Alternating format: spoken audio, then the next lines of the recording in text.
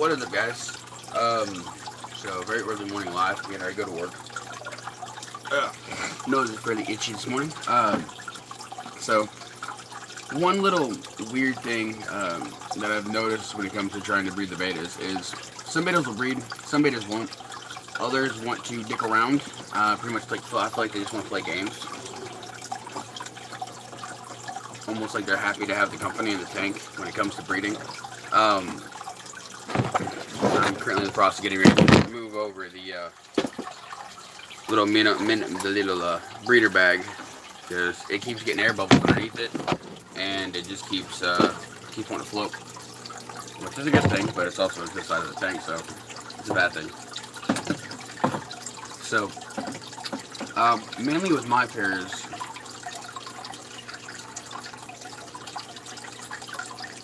Dripping inside the tank? Yeah, okay, about to say, that's on the outside. Is when it comes to the pairs that I've bred, that I've seen, videos on YouTube, betas are like anything. They have their own attitudes, and they have their own preferences on females and males. So if a female isn't receptive towards a male, she's not going to breed with him. Same with a male. The male's not receptive towards a female, he doesn't like the way she looks, he's not going to breed with her, he's not going to make a bubble nest. Now, as you guys know, if you've been on the channel, I've been doing two beta pairs. I was breeding my red female veiltail to my male koi beta, and I am in the process right now of breeding my male orchid crown to my vanilla veiltail female. Names are King Midas and Vivian.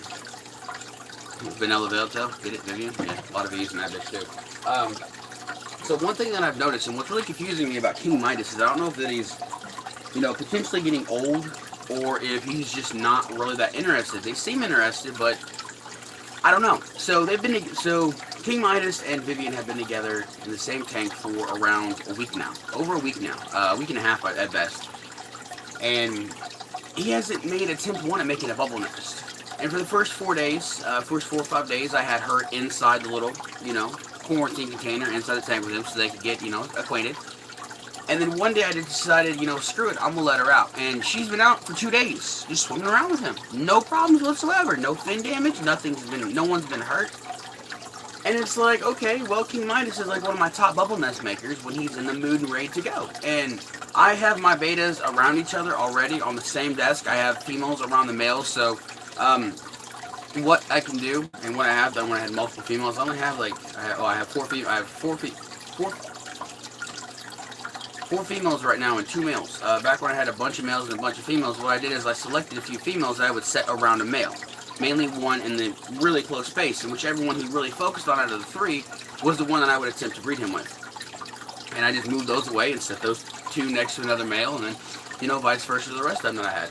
And it didn't matter what female was around King Midas, he's always receptive, always flirtatious, and he's always building bubble nests. Well, it's been a week and 3 days now, and these guys have been out together for 3 days now, roughly, and he hasn't even made the attempt to make a bubble nest. And she's receptive as hell. I'd like to state that now.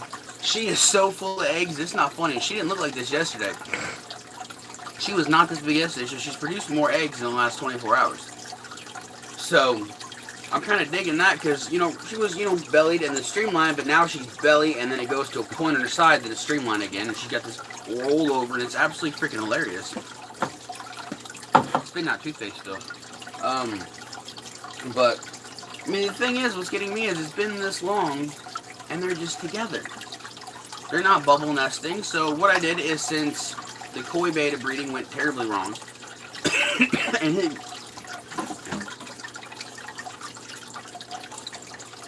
that first drink of water after you brush your teeth in the morning. Ugh. And after Fry pretty much almost killed Connie.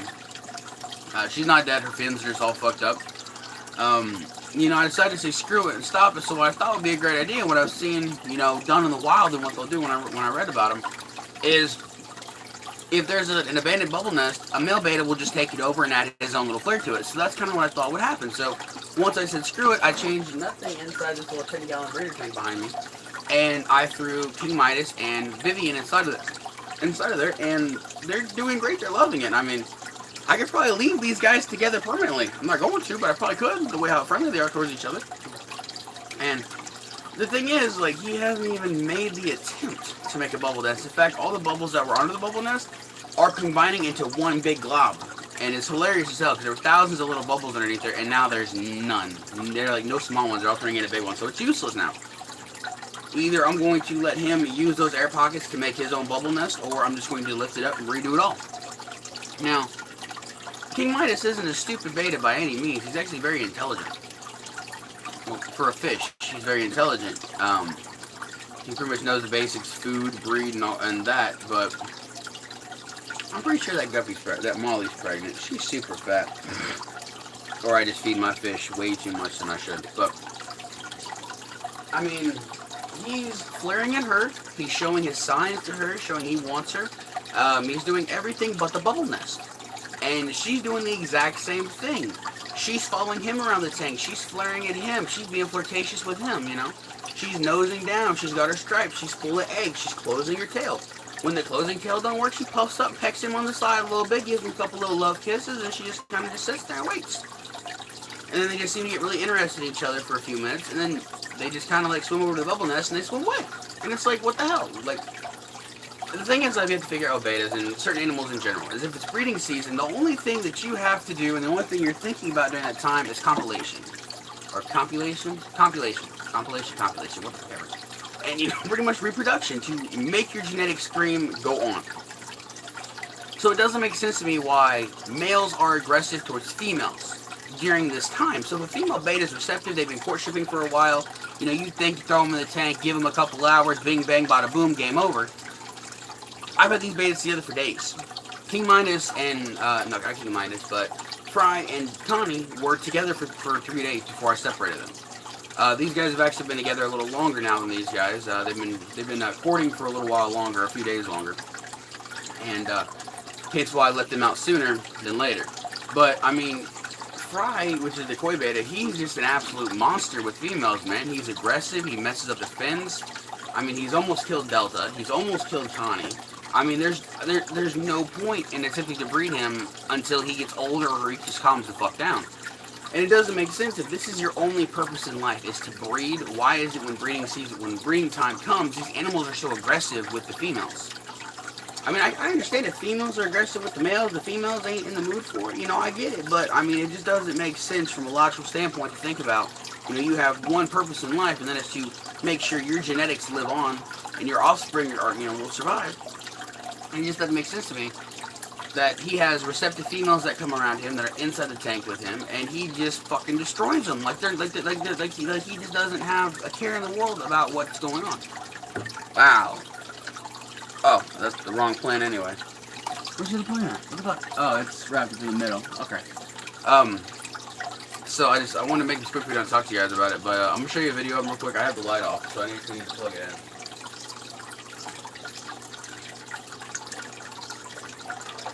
Okay, my clothes are all wrapped fuck up here. There's only 3/4 plugged in. Ah, shit, I unplugged the filter. Dumbass. Look, fish freak out. First thing in the morning.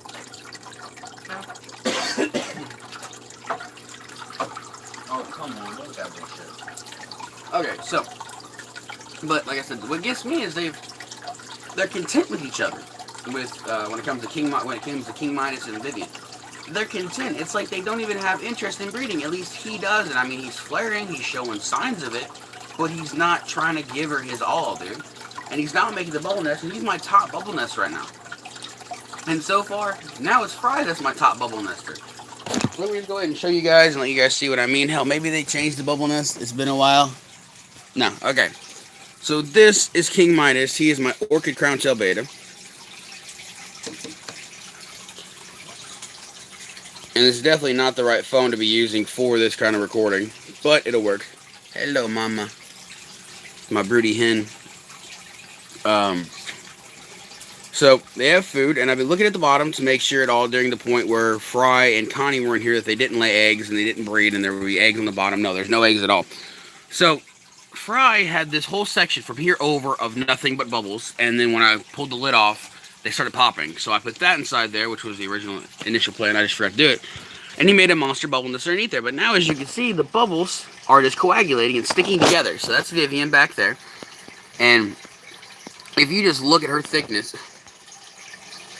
Midas, really, you can just see how thick she actually is with eggs. And you can actually see the discoloration on her side with the eggs. Now she's coming around. Look at the dewlap that sticks down off her neck. Look at her. She's a freaking ball. She is a damn beach ball. And she's so full of eggs. Look at her. Just completely chock full of eggs. You can see the coloration different. It's yellow. Everything. A yellowish white coloration. But I mean, these are the breeding pair. And I did have an issue with King Midas at first when I started attempting to breed him with females. Is his aggression level was super high, but he's calmed down over time. And I'm really happy to see that. But as you can see, there's no fin damage whatsoever. He's got him laid back because betas aren't always thrown around. No fin damage whatsoever. So he's grown up. He's matured a little bit, which is definitely a good thing to think about and see. But what still bugs the crap out of me is how come one of my top bubble nesters isn't doing his job. It's like he's almost not even... Oh, he sucked in air. Is he going to spit underneath the bubble nest? No. Oh, here we go. Might have a little bit of a display going on here.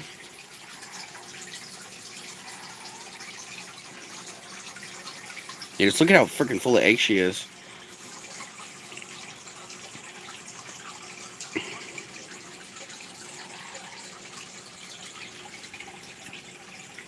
See, she's drawing him right over to the bubble nest, trying to get his attention.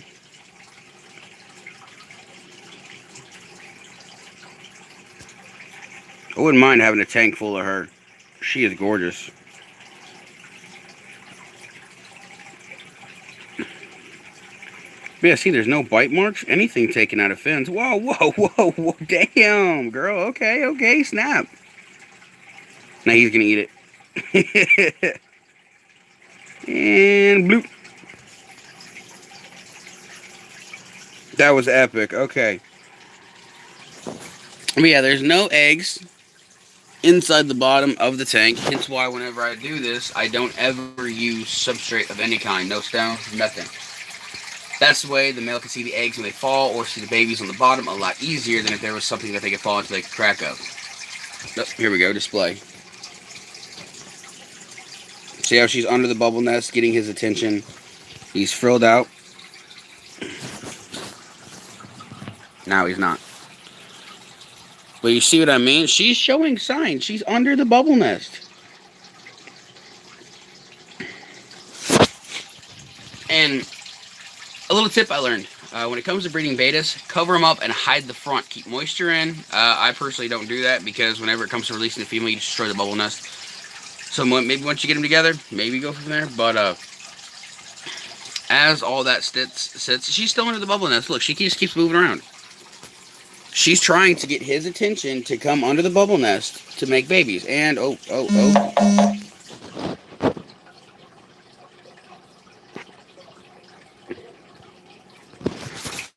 So yeah, what I've learned is betas need privacy. So what you do, rather than shut the light off, do not shut the light off at all during the courtship process. After 3 days of the baby's hatching, after they've been alive for 3 days, and they no longer need the male assistance, you can shut the light off. Until then, the light stays on 24/7.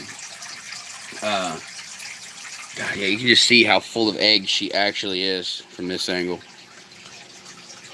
Come on. Yeah, look at it, just bulbous.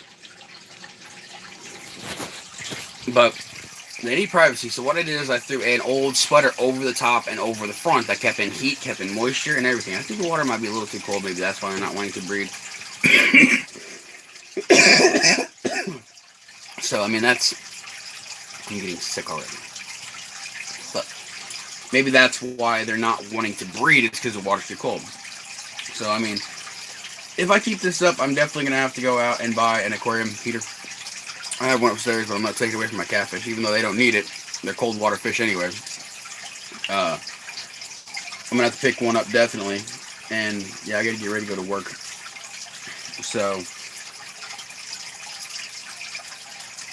I'm just going to leave these guys together for however long it takes till he decides it's time to make a bubble nest or he finds her fit enough to be, his mate or vice versa. But, Yeah, it's privacy, because for 3 days I had them together, King Midas and Connie. I had them separated inside this thing. So Connie was in here during the courtship process, and Fry was allowed to roam the tank. And